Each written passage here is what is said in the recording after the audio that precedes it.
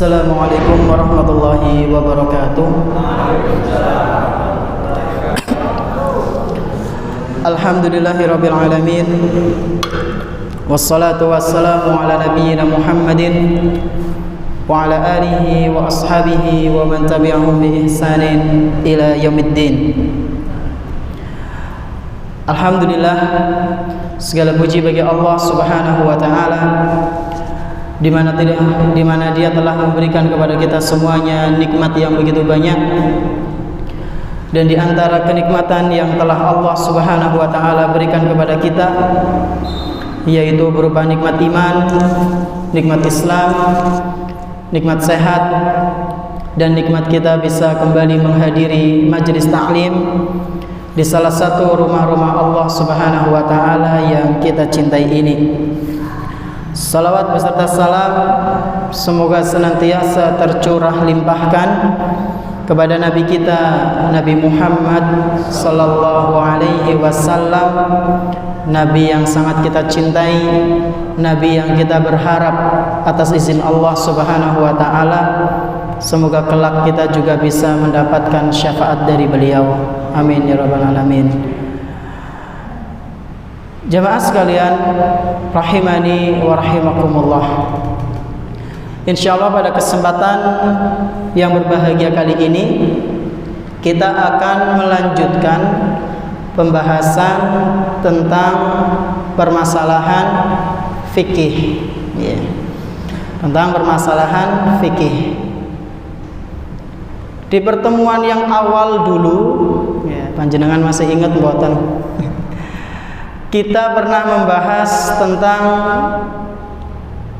kenapa kok kita harus belajar fikih, ya. Kenapa kok kita harus mengetahui fikih, ya. Apa diantaranya Pak Bu manfaat kita belajar fikih? Supaya kita mantap dalam beribadah. Di antara hal lain, alasan kenapa kita belajar fikih, supaya kita tidak mudah dilomboni, ya. Beribadah jangan sampai asal-asalan, ya. Jangan sampai asal-asalan. Dan beberapa hal yang yang kami sampaikan pada pertemuan awal dulu. Kemudian pertemuan yang kedua, ya. Panjenengan masih ingat membahas nopo? Tentang toharoh. Toharoh niku wonten berapa Pak? Wonten pinten? Setunggal atau dua? Dua. Toharoh apa waktu itu? Toharoh yang berkaitan dengan batin. Kemudian yang kedua, toharoh yang berkaitan dengan badan, ya. Toharoh yang berkaitan dengan batin dan toharoh yang berkaitan dengan anggota tubuh. Dan inilah kunci seseorang amalannya itu diterima. Kunci di antara kunci-kunci seseorang amalannya diterima, dia harus suci lahir dan batin, ya. Dan kebatinan ini yang jauh lebih penting, ya. Kebatinan ini yang jauh lebih penting. Bagaimana mungkin seseorang amalannya akan keterima jika batinnya masih kotor, masih penuh dengan kesyirikan, ya. Dalam artian kemarin kita jelaskan, kesyirikan di sini maksudnya dia belum masuk Islam, ya. Masih non muslim, tapi mengamalkan amalan-amalan muslim yang enggak diterima. Kenapa Ustadz? Karena batinnya masih kotor dengan kekafirannya, dengan kekufurannya. Ini menyebabkan amalannya tidak diterima. Harusnya kepriwe Ustadz? Harusnya hatinya suci. Apa tanda suci? Mengesahkan Allah Subhanahu wa ta'ala. mengesahkan Allah. Ini yang pertama. Kemudian yang kedua kemarin, suci anggota tubuhnya. Dan ini sering kita praktekkan ya, dalam mencuci anggota badan kita, tangan kita, kepala kita, kaki kita ya, ketika wudhu ya, atau ketika mandi janabah. Inilah toharoh yang berkaitan dengan anggota tubuh atau yang zahir, yang kelihatan. Nah, kemarin juga kita sedikit menyinggung jamaah sekalian rahimani wa rahimakumullah, ketika seseorang dia ingin beribadah, maka di antara hal yang sudah seharusnya diperhatikan oleh dia adalah mengetahui syarat-syaratnya ya. Mengetahui apa dulu yang harus dikerjakan. Nggak bisa orang kok ujuk-ujuk langsung sholat. Harus ngapain dulu Pak Bu? Wudhu ya, berwudhu. Dan berwudhu ini juga nggak asal-asalan wudhunya, harus memperhatikan airnya, harus memperhatikan air yang akan dia pakai. Karena nggak sembarang air itu bisa digunakan untuk bersuci Pak Bu. Airnya suci, nggak najis. Tapi ada juga air yang suci tapi tidak bisa untuk bersuci. Nah, insya Allah akan dibahas nanti ya. Dan para ulama kita rahimahumullahu ta'ala, mereka menyebutkan sekurang-kurangnya itu ada sekitar 7 jenis air. Ada sekitar 7 jenis air yang suci Pak Bu ya. Sekurang-kurangnya ada berapa? 7 ya. Dan ini sebenarnya sangat penting sekali. Kenapa penting Ustadz? Karena ini yang setiap hari akan kita lakukan Pak Bu. Ini yang setiap hari akan kita jumpai dan kita butuhkan. Karena berkaitan dengan ibadah, maka sebisa mungkin jane niku nuwun sewu diingat betul. Ustadz nyung tapi kadang sok kelalen Ustadz.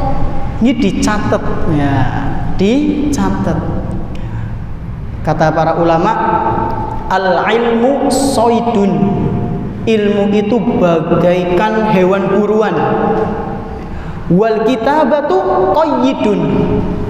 Dan tulisan itu adalah alat untuk menangkap buruan ya. Jadi para ulama, diantaranya Imam Syafi'i rahimahullahu ta'ala, beliau menasehatkan sebisa mungkin kalau kita belajar itu ditulis ya. Tapi nek misalnya hafalannya kuat, Masya Allah, Alhamdulillah nggak apa-apa, dihafal poin-poin pentingnya ya. Hakata. Jadi onten pinten jenis-jenis air ada 7 sekurang-kurangnya 7. Ngapalane priwe Ustaz? 7. Seperti seminggu ada 7 hari ya. 7. Apa saja itu Ustaz? 7 air yang suci. 7 air yang suci. Dan air ini bisa mensucikan tubuh kita. Dalam artian bisa dimanfaatkan untuk ya, membersihkan kotoran-kotoran yang ada di dalam tubuh kita. Apa saja? Yang pertama, air hujan. Yang pertama apa? Air hujan. Ini sebagian orang kadang kan ada yang masih belum tahu nuwun sewu. Ya. Air hujan itu suci Pak Bu. Bisa buat berwudu. Bisa buat berwudu. Jadi kalau misalnya kerannya panjenengan lagi bampet, kemudian air galon habis, neng bak habis, ngerti-ngerti udan, brus, adzan asar, adzan maghrib. Panjenengan wudu pakai air hujan. Apa ora apa-apa Ustaz? Ora apa-apa. Nanti kita bahas, ada dalil-dalilnya yang menyebutkan. Ini kami sampaikan secara global dulu nggih. Yang pertama, air hujan. Ini suci dan mensucikan.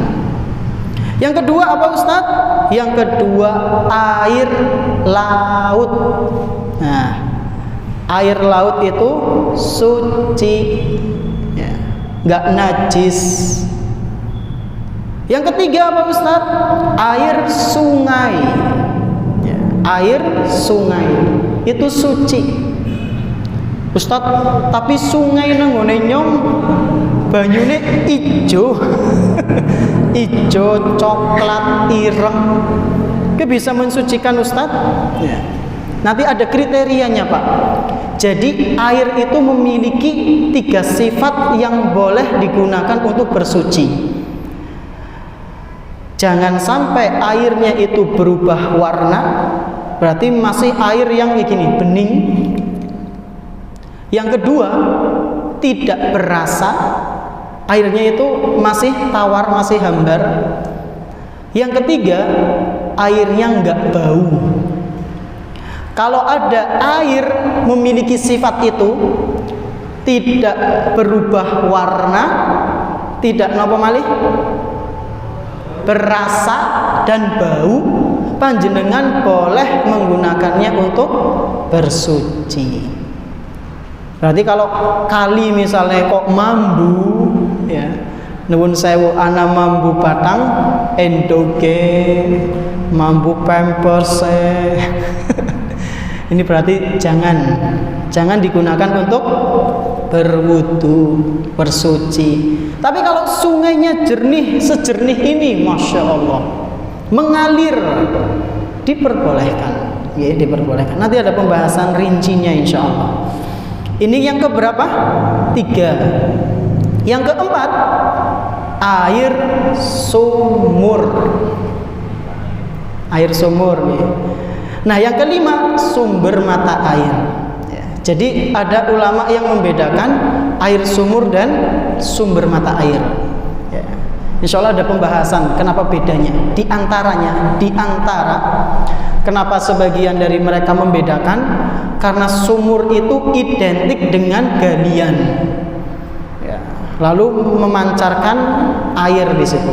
Nah, sumber mata air itu adalah yang bersumber benar-benar murni.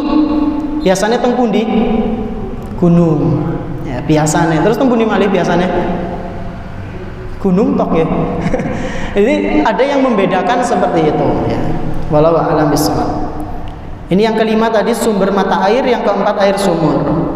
Terus yang keenam air salju. Ya, panjenengan misalnya lagi pengen plesir, mari Antartika, harap ngapami Antartika, ya, ke Samudra Pasifik, kemana? Ke yang es itu, bagian es.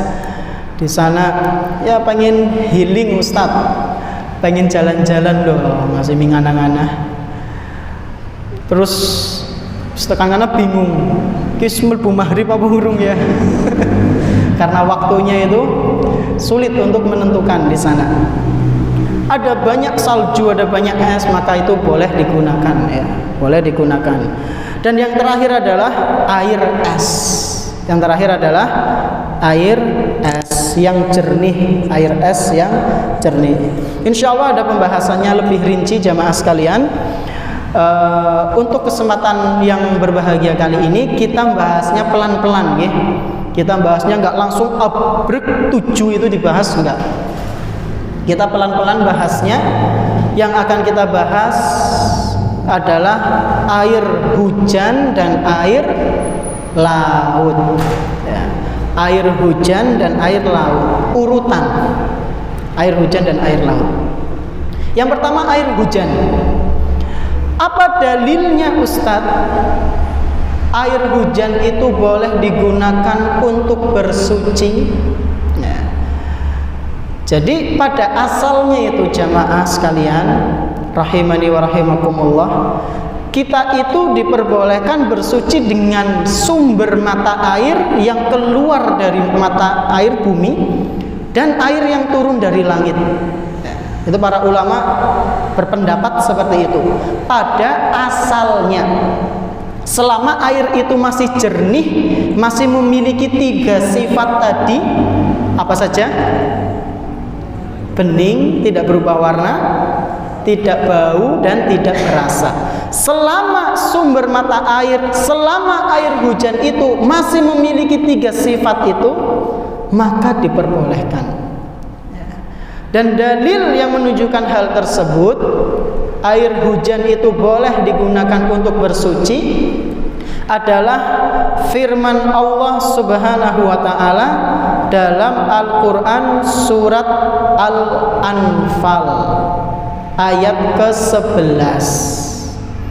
Surat Al-Anfal ayat ke-11.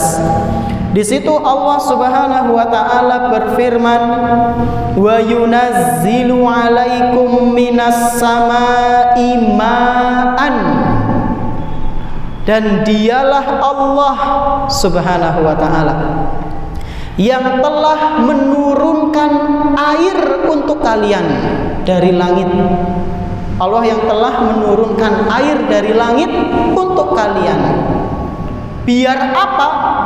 Liyutahhirakum bih. Biar kalian bisa bersuci.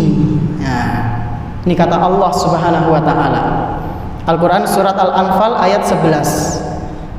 Jadi kalau misalnya panjenengan nanti berwudu dengan air hujan, lalu kok ada yang merasa bingung atau merasa aneh dengan apa yang panjenengan lakukan, dening si wudu karo banyu udan, ya ora apa-apa, diperbolehkan sama Allah Subhanahu wa taala. Apa sih dalilnya? Surat Al-Anfal ayat 11. Munine kepriwe? Kelalen. Oh, panjenengan baca nang Al-Qur'an. Biar lebih mantep panjenengan baca sendiri di Al-Qur'an. Atau kalau mau hafal, wa yunazzilu 'alaikum minas samaa'i ma'an liyutahhirakum bih. Ini adalah dalil bahwasanya hujan, air hujan itu boleh untuk bersuci. Nah, Ustadz, asal muasalnya ayat ini turun itu gimana, Ustadz? Nah, biasanya kan ada yang tanya-tanya, dening Allah menurunkan ayat ini kayak kenapa? Apa sebabnya? Ternyata ada sebabnya, Pak. Ada asbabun nuzulnya. Ya, ada asbabun nuzulnya.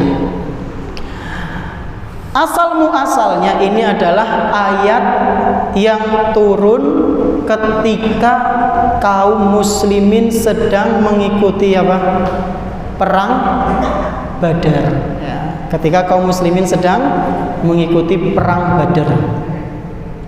Panjenengan pernah mendengar kisah perang Badar? Berapa versus berapa? Pinten? Perang Badar 300 lawan 300 lawan 1.300-an. Bayangkan 300 pasukan kaum muslimin versus 1.000 wong kafir Quraisy. Kalau dilihat dari matematika, manusia menang mboten Pak Bu? Yes, angel menangi ya. 1.000 wong nglawan 300. Jadi berapa itu? Ya. Pinten-pinten Pak? Sing matematikane Masya Allah. Berarti berapa? Kalau misalnya dihitung per orang berarti ngelawan berapa? Hah? 1 orang lawan 3 orang. Masya Allah. Kudu karo tangan, tapi karo pedang, karo tombak. Mau ngelawan sini ya udah ya. Tapi Masya Allah Pak Bu, di perang Badar itu panjenengan baca awal-awal surat Al-Anfal sampai belasan ya. Di situ Allah jelaskan secara detail. Kalau lebih mantap lagi panjenengan baca tafsirnya di Ibnu Katsir di antaranya. Di situ jumlah 300 ini ternyata mereka nggak segitu. Allah kirim tentara-tentara dari kalangan malaikat. Jadi dibantu oleh Allah Subhanahu wa taala. Allah membantu kaum muslimin yang jumlahnya demikian untuk melawan orang-orang kafir yang jumlahnya ribuan dengan tentara-tentara dari para malaikat. Bahkan sampai Jibril alaihi salam ikut perang, Pak Bu. Jibril nanti disebutkan di sini. Ya. Dan ini kami cuma bawakan secara cerita ringkasnya saja, nih. Kalau rincinya itu sebenarnya ya panjang sekali. Nah, ketika itu berkaitan dengan ayat ini, kaum muslimin yang namanya manusia biasa itu memiliki perasaan takut, wajar ya. 300 kok ngadepi 1000 ya gemeter, wajar, takut. Mereka sangat takut. Maka ketika itu Allah Subhanahu wa taala pun membuat mereka ngantuk. Jadi mereka itu ngantuk, dibikin ngantuk oleh Allah. Kata Allah Subhanahu wa taala, "Id yughashshikumun nu'as." Ingatlah ketika Allah Subhanahu wa taala membuat kalian mengantuk. Pas perang kok ngantuk ya. Secara umum ya, pada umumnya kita kalau lagi dalam suasana genting ngantuk gampang apa angel, Pak? Angel ya. Anak gempa digawe wis ngantuk be malah jadi melek ya. Terus suasana genting napa liyane? Itu contohnya gempa, contohnya perang tadi ya. Ki taruhannya nyawa kok malah turu ngantuk ya.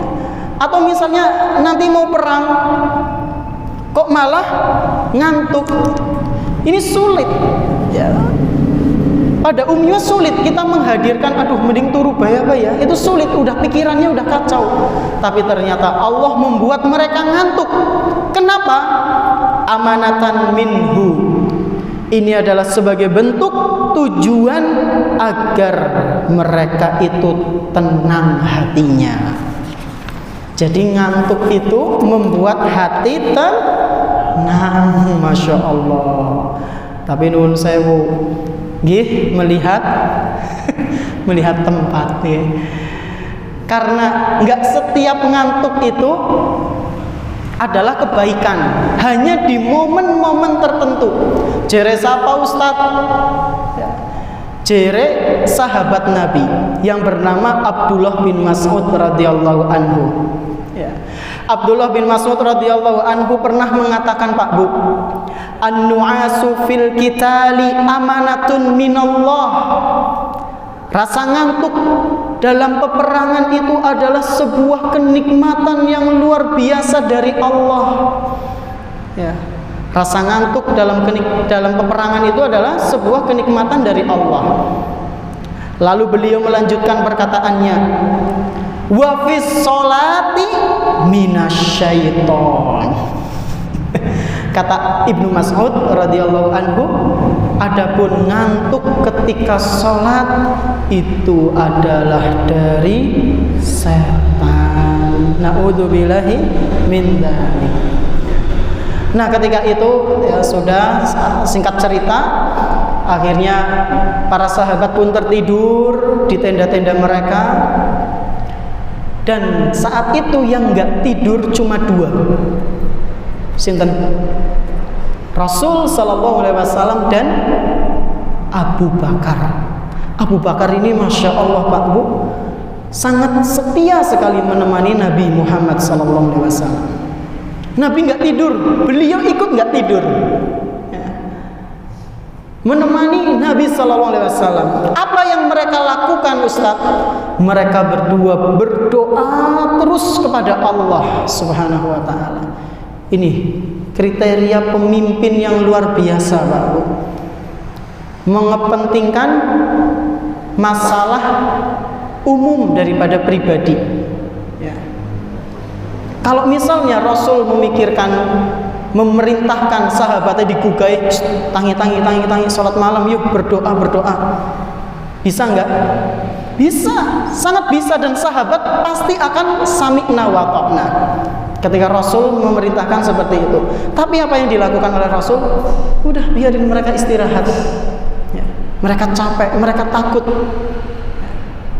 Rasulullah SAW ketika itu berdoa kepada Allah, dan diceritakan bahkan sampai Rasul pun ngantuk. Saking berdoa terus sama Allah, capek, manusia wajar dibikin ngantuk oleh Allah. Akhirnya ngantuk sebentar, lalu bangun. Pas bangun beliau tersenyum. Kenapa tersenyum, Ustaz? Mendapatkan kabar dari Jibril alaihi salam, kedatangan malaikat Jibril. Rasulullah tersenyum kemudian memberitahu kabar gembira kepada Abu Bakar. Beliau mengatakan, "Absyir ya Abu Bakrin." Bergembiralah wahai Abu Bakar. Hadza Jibrilu ala sanayahun naqa'u. Ini ada malaikat Jibril. Dia datang dan giginya itu penuh dengan debu. Maksudnya apa, Ustaz? Maksudnya berperang, ikut membantu. Jadi Rasulullah sudah langsung optimisnya itu naik, ya, dibantu malaikat ini. Lalu Nabi SAW membaca sebuah ayat dalam Al-Quran surat Al-Qamar, sayuhzamul jam'u wa yuwallunad dubur. Mereka semua kaum musyrikin yang melawan kita ini pasti mereka akan kalah dan mereka akan mundur. Nabi langsung optimisnya keluar. Udah optimis, tambah optimis lagi. Nah, inilah inti pembahasan kita setelah ini. Setelah itu, wa yunazzilu alaikum minas sama. Para sahabat tidur dengan pakaian yang belepotan, Pak Bu. Lalu setelah itu Allah Subhanahu wa taala turunkan hujan dari langit, liyutahhirakum bih, supaya bisa dimanfaatkan oleh kalian untuk bersuci. Inilah asal muasal ayat tersebut turun. Karena ada sebagian sahabat yang ternyata itu junub, nuwun sewu, ya mungkin mimpi basah karena saking capeknya, ya. Lah mereka bingung arep wudu kepriwe kiye, arep ngresiki awake kepriwe, risih. Bahkan ada diceritakan ada sebagian sahabat yang sudah sampai sholat, mereka merasa risih, ya, karena dalam keadaan kotor, najis, malu sama Allah. Masya Allah. Maka Allah memberikan solusi, turunkan hujan lebat. Bahkan kata Ali radhiyallahu anhu, hujannya itu saking lebatnya, sebagian dari sahabat itu ada yang sampai berteduh, saking deresnya. Hujan deres itu kan biasanya langsung beres, guyur kotoran-kotoran, ya. Nah, inilah asal muasal dalil yang menunjukkan bahwasanya air hujan itu boleh untuk bersuci. Ini yang pertama, air hujan. Terus yang kedua, tadi nopo Pak? Air laut, ya, air laut. Air laut ini juga ada dalilnya. Ya, air ini juga ada dalilnya, air laut ini. Apa dalilnya, Ustadz? Dalilnya adalah sebuah kisah, cerita maning, insyaallah. Kisah seseorang yang bertanya kepada Nabi sallallahu alaihi wasallam. Sa'ala rajulun Rasulullah sallallahu alaihi wasallam. Suatu hari pernah ada seseorang bertanya kepada Rasulullah sallallahu alaihi wasallam. Orang itu bertanya, "Ya Rasulullah, wahai Rasulullah, inna narkabul bahra." Sesungguhnya kami ini sering berlayar di lautan. Kami ini sering berlayar di lautan. Wa nahmilu ma'anal qalilu minal ma'. Dan ketika kami sedang berlayar wahai Rasul, kami membawa bekal sedikit dari air. Kami hanya membawa bekal air yang sangat sedikit, cuma buat minum. Fa in tawaddo'na bihi ngatoshna. Kalau misalnya kami nanti berwudu dengan air yang sedikit ini wahai Rasul, nanti kami kehausan. Nah, ini minta solusi ini Rasul, sahabatnya Rasul ini. Afana tawaddo'u bima'il bahri? Wahai Rasul, apakah kami boleh berwudu dengan air laut? Nah, minta solusi kepada Nabi sallallahu alaihi wasallam. Maka kata Nabi sallallahu alaihi wasallam, beliau menjawab, huwa tahuru ma'uhu al-hillu maitatuhu. Wahai sahabatku, air laut itu suci dan mensucikan, dan setiap bangkai dari air laut itu adalah halal.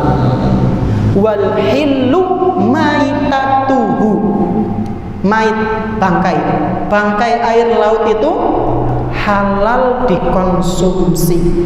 Hadis ini diriwayatkan oleh Imam At-Tirmidzi, dinilai hasan sahih oleh beliau.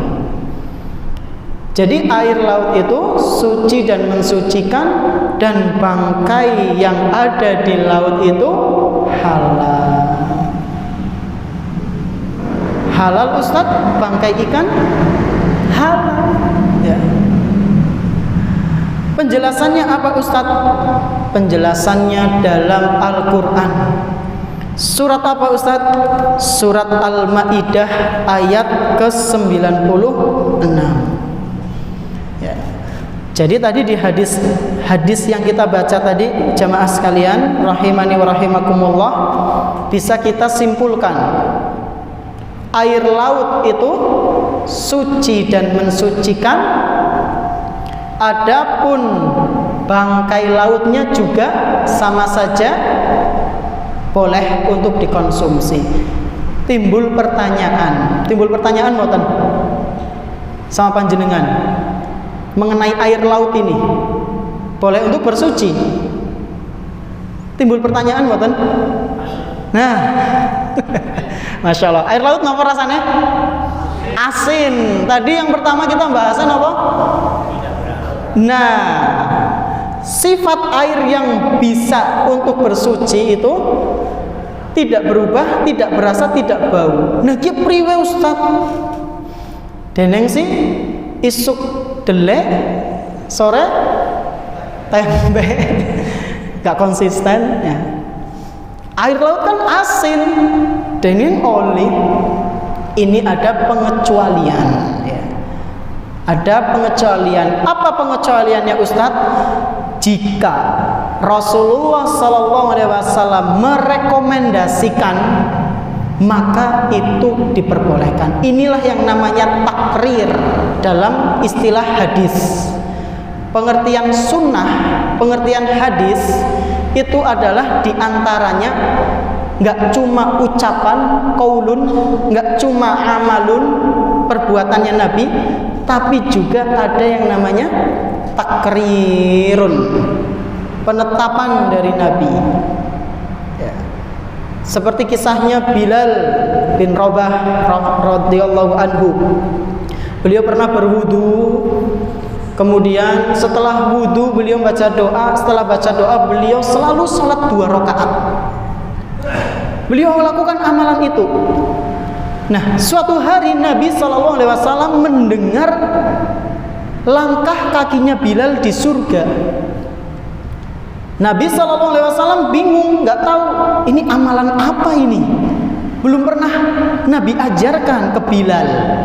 Maka Nabi pun bertanya kepada Bilal, wahai Bilal, sesungguhnya aku mendengar langkah kakimu di surga wahai Bilal. Amalan apa yang kamu lakukan sebenarnya sehingga membuat kamu itu menjadi penghuni surga? Maka kata Bilal, wahai Rasulullah, tidaklah aku setelah melakukan wudu lalu berdoa, setelah itu aku melaksanakan sholat 2 rakaat. Apa yang dilakukan oleh Nabi? Beliau mentakrir, beliau mengiyakan. Oh iya, nggak apa-apa. Tapi beda kalau misalnya Nabi mengatakan, itu amalan belum pernah saya kerjakan, jangan kerjakan. Maka itu sudah bukan termasuk hadis. Ustadz, Bilal berarti melakukan amalan sing belum pernah diajarkan oleh Nabi? Iya, betul. Berarti boleh Ustadz? Ya nggak diterima secara mutlak. Loh, terus kenapa Bilal boleh? Karena masih ada Nabi Sallallahu Alaihi Wasallam. Beliau yang meng-ACC. Ya. Adapun kita misal daripada kesuwen jamaah sholat Idul Fitri dintenteni wis komat bae. Boleh mboten? Enggak boleh. Kenapa? Siapa yang merekomendasi panjenengan? Gitu ya. Ustaz komat bae, Ustaz adzan bae pas Idul Fitri, Idul Adha. Ya. Salat subuh Ustaz nyung rasane wis tangine angel, masa salatnya ming 2 rakaat, nyung pengen nambah jadi 3. Sebagai bentuk penghargaan untuk diri saya Ustaz. Tangine angel-angel kok salat kok ming 2 rakaat tok, nyung pengen 3 lah. Boleh? Enggak boleh. Ini ajaran siapa? Lo tadi bilang Ustaz, tadi kan ada Nabi yang meng-ACC. Begitu, ya. Ini namanya takrir, penetapan dari Nabi Sallallahu Alaihi Wasallam. Bukan ucapan, bukan amalan, tapi mengiyakan, mendiamkan dengan menyetujuinya. Nah, tadi air laut itu asin, ada pengecualiannya dalam hadis. Nabi Sallallahu Alaihi Wasallam membolehkannya. Nah, pertanyaannya, Ustadz, tadi disebutkan halalkah bangkai hewan? Itu gimana dalilnya dalam surat Al-Maidah? Waktunya kurang pinten? Sudah selesai? Sampai 6 atau 7 nggih. Saya bawakan dalilnya nggih, surat Al-Maidah ayat 96. Nanti bunyi nggih kalau sudah bunyi. Allah Subhanahu wa taala berfirman, "Uhillalakum shaydul bahri wa ta'amuhu." Telah dihalalkan bagi kalian. Telah dihalalkan bagi kalian hewan buruan laut dan makanan yang berasal dari laut. Berasal dari laut berarti kabeh Ustaz, kabeh. Ya. Ya cumi-cumine, urangnya, terus apa maneh? Kerang, emang kerang bisa dimakan, Pak? Saya belum pernah sih walau alam. Ya. Terus apa maneh sih? Ya ikannya. Napa maneh? Paus nggih. Nanti saya ada cerita ini. Sahabat Nabi makan paus. Hadis riwayat Bukhari Muslim. Iwak paus, tapi waktunya karena nggak cukup ya, pertemuan akan datang insya Allah. Jadi sahabat Nabi itu waktu itu lagi diutus oleh Nabi untuk melakukan sebuah peperangan. Ada ratusan sahabat Nabi, mereka dalam sebuah perjalanan ngelewatin pantai, Pak, ngelewatin laut. Ketika itu Abu Ubaidah bin Al-Jarrah radhiyallahu anhu sebagai pemimpinnya. Ya.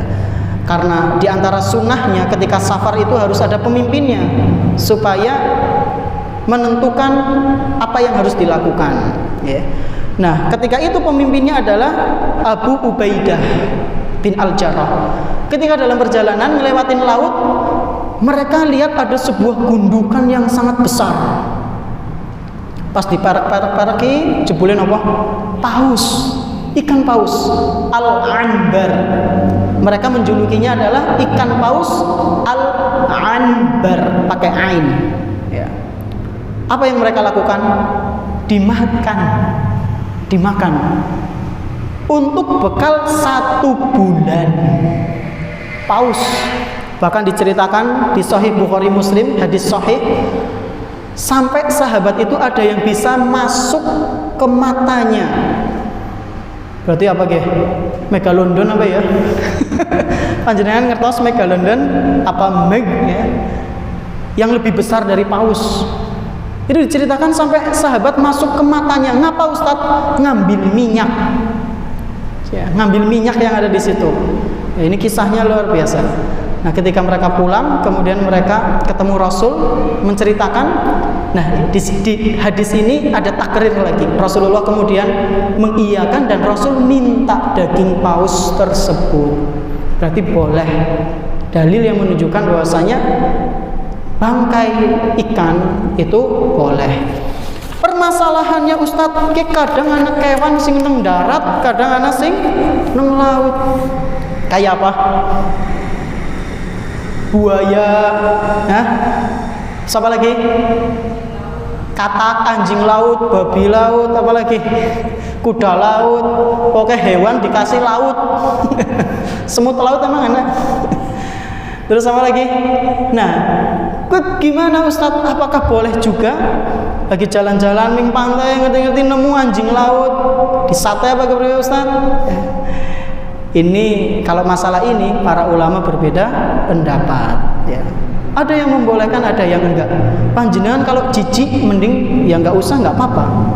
Milih iwake baik. Kalau ikan itu semuanya sudah sepakat boleh. Kalau yang bisa hidup di darat, di laut, para ulama beda pendapat. Karena ada yang mengatakan kayak buaya misalnya. Ulama mereka mengatakan buaya itu enggak boleh. Kenapa? Termasuk hewan buas. Ada taringnya, memakan manusia bahkan. Ada ulama yang mengatakan boleh. Kenapa? Karena termasuk hewan yang lebih sering di air. Nah, ini kembali ke panjenengan sendiri. Nek weruh baya, ya arep disate baya ya ngono ora ya ora apa-apa. Tapi statnya mending ora salah, ya mboten napa-napa. Ya silahkan. Ular ya. Ular, sate ular, biasa usus, ya nggak sate ular. Ya. Tapi kalau saya pribadi saya lebih memilih pendapat yang enggak. Ya. Saya enggak memilih. Saya lebih condong, ya, walau alam ke pendapat yang buaya itu enggak dikonsumsi, ular itu enggak, katak enggak. Karena biasanya sesuatu yang dikonsumsi oleh orang sedikit banyak mempengaruhi tabiat, ya, tabiat seseorang. Maka mending jangan. Ya, mungkin ini yang bisa kami sampaikan. Kurang lebihnya mohon maaf. Terima kasih atas perhatiannya. Subhanakallahumma bihamdik, asyhadu an la ilaha illa anta, astaghfiruka wa atubu ilaik. Insyaallah pertemuan yang akan datang kita lanjutkan macam-macam air. Wassalamualaikum warahmatullahi wabarakatuh.